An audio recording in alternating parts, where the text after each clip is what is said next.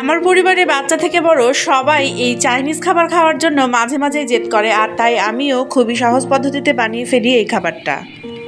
আসসালামু আলাইকুম বন্ধুরা, আমি সিরাজুম মনির। আজকে আবারও চলে এসেছি কিভাবে আমি খুব সহজ পদ্ধতিতে এই চাইনিজ রান্নাটা করি সেটা আপনাদের সাথে শেয়ার করব।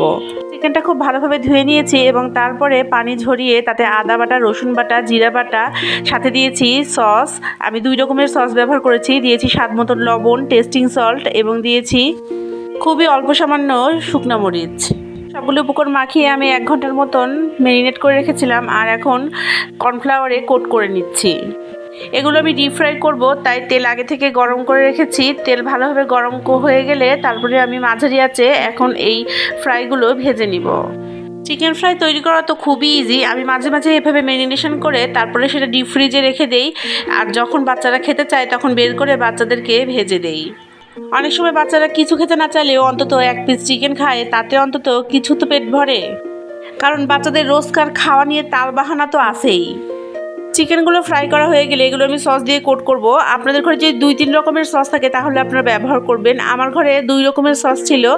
একটা ছিল টমেটো কেচাপ, আর তার সাথে দিয়েছি সয়া সস। এই 2টা সস দিয়েই আজকের এই চিকেন ফ্রাইটা আমি কোট করেছি। এখন চিকেন ফ্রাইগুলো আমি একে একে এই সসের মধ্যে দিয়ে দিব এবং তারপরে সসটা চিকেন ফ্রাইয়ের সাথে খুব ভালোভাবে মাখিয়ে নিব। এরপরে চলে যাচ্ছি নেক্সট স্টেপে। একটু ফ্রাইড রাইস রান্না করব, তো তেল গরম করে নিয়েছি আর তাতে দিয়ে দিলাম এখন রসুন কুচি, আদা কুচি এবং অল্প কয়েকটা চিকেনের টুকরো। তারপরে দিয়ে দিলাম গাজর কুচি এবং কয়েকটা অনিয়ন। পেঁয়াজ পাতা দিয়ে তারপরে দিয়ে দিলাম সাদা ভাত এবং এখন দিয়ে দিব সস আর অল্প সামান্য লবণ দিব। সয়া সস দিলে লবণের পরিমাণটা একটু চেক করে দেওয়াই ভালো। আমি এই ফ্রাইড রাইসে 2টা কাঁচামরিচ অ্যাড করেছি। এখন একটু সবজি রান্না করব, তাই পানিতে লবণ দিয়ে সবজিগুলো সেদ্ধ করে নিচ্ছি। আমি পেঁপে এবং গাজর সেদ্ধ করে নিয়েছি। পেঁপে ও গাজর সেদ্ধ করা হয়ে গেলে একটা প্যানে তেল দিয়ে তাতে দিয়ে দিয়েছি আদা কুচি ও রসুন কুচি আর অল্প সামান্য চিকেন, আর এখন দিয়ে দিচ্ছি সস। তারপরে সেদ্ধ করা সবজিগুলো অ্যাড করে দিব। এখন আর অন্য কিছুই না, জাস্ট কর্নফ্লাওয়ার একটুখানি গুলে দিয়ে দিব, আর তার সাথে দিয়ে দিব 1/2 চামচ পরিমাণ গোলমরিচের গুঁড়ো।